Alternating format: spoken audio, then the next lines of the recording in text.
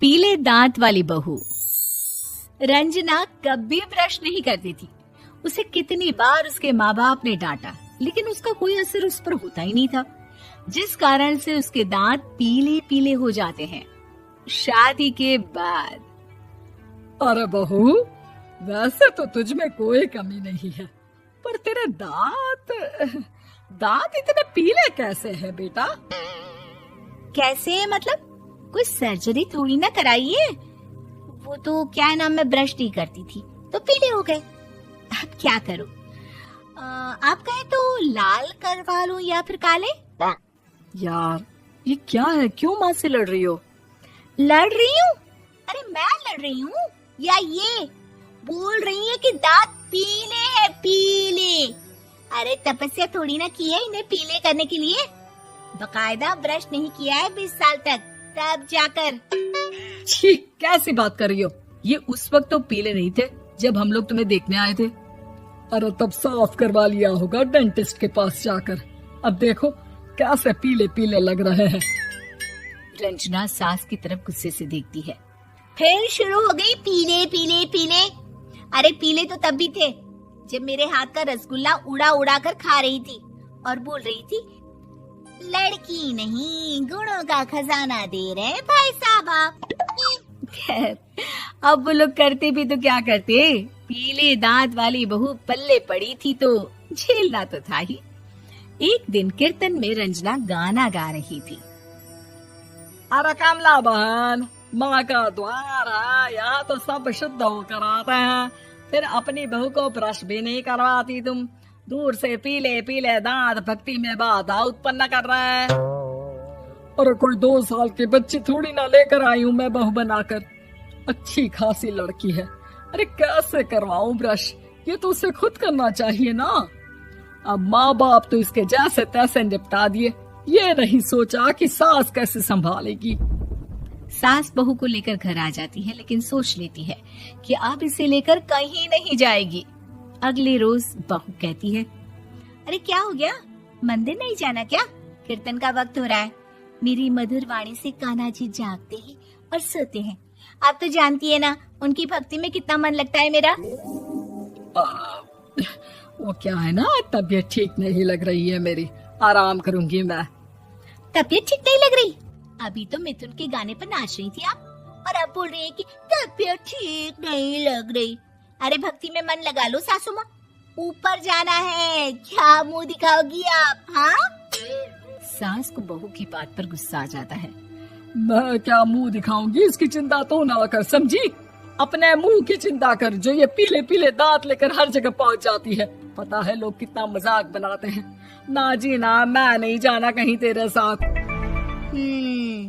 तो ये बात है, कोई ना, मत जाओ, मैं अपने कमरे में ही बैठकर भक्ति कर लूंगी। ऊपर वाला दांत थोड़ी ना देखता है, मन देखता है, भावना देखता है। और अरे बस बस, तू सब कुछ दिखा, बस ये सफेद चमकदार दांत ना दिखाना किसी को, है? जा यहाँ से। बहू को सास की बात का कोई फर्क नहीं पड़ता, वो तो जैसी थी वैसी ही रह जाती है। सुबह नहाकर किचन में खाना बनाना, फिर खाना खाना, कीर्तन भजन करना और सो जाना। एक दिन, माँ जी मैं सहेली के घर जा रही हूँ, शाम को लेट आऊंगी।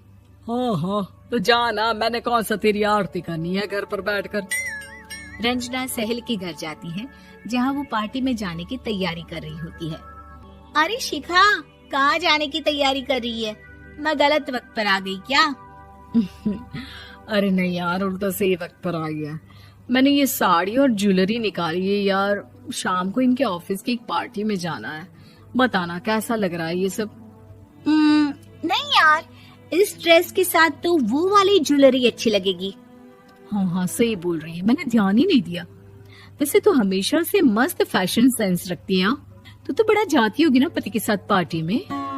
रंजना कुछ नहीं बोलती, बस सोचती है कि यार काश ये बात सही हो जाती, पर मैं क्यों नहीं जाती पार्टी में? क्या इन लोगों की कोई पार्टी होती नहीं होगी? रंजना घर आती है और रात में पति से सवाल करती है, एक बात बताइए, आप मुझे किसी पार्टी में क्यों नहीं ले जाते?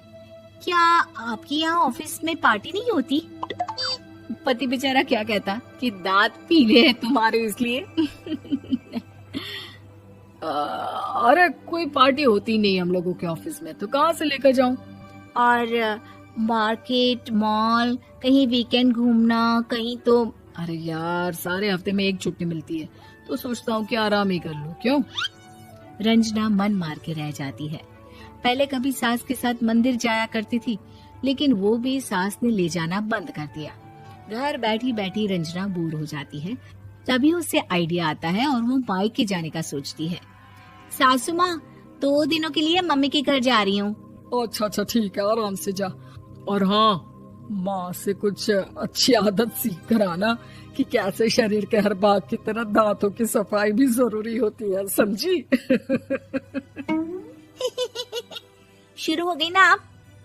वो लोग आपकी तरह नहीं है कि छोटी छोटी बात का बतंगड़ बना दे। उन लोगों के लिए मैं मायने रखती हूँ, ना कि मेरे पीले पीले दांत। रंजना माँ को बिना बताए उन लोगों को सरप्राइज देती है, लेकिन जैसे ही वो दरवाजे पर पहुंचती है, अंदर देखती है कि घर वाले कहीं जा रहे होते हैं।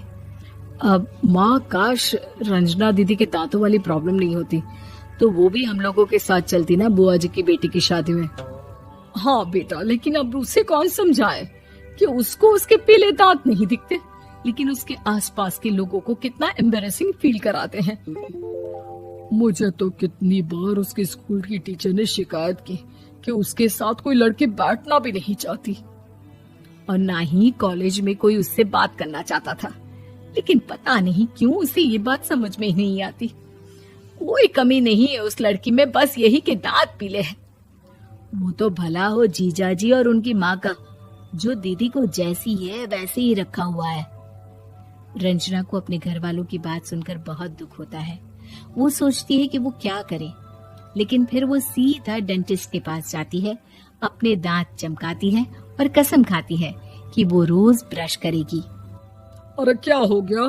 तुम तो 2 दिनों के लिए गई थी ना, पर कोई ना, अच्छा है, चलो आ गई तो। रंजना सास के सामने आकर खड़ी हो जाती है और पूरी स्माइल करती है, उसके चमकदार दांतों को दिखाती हुई।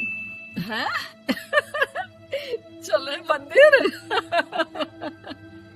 माँ, मुझे माफ कर दीजिए, मैंने आप लोगों को बहुत एम्बैरेसिंग फील करवाया।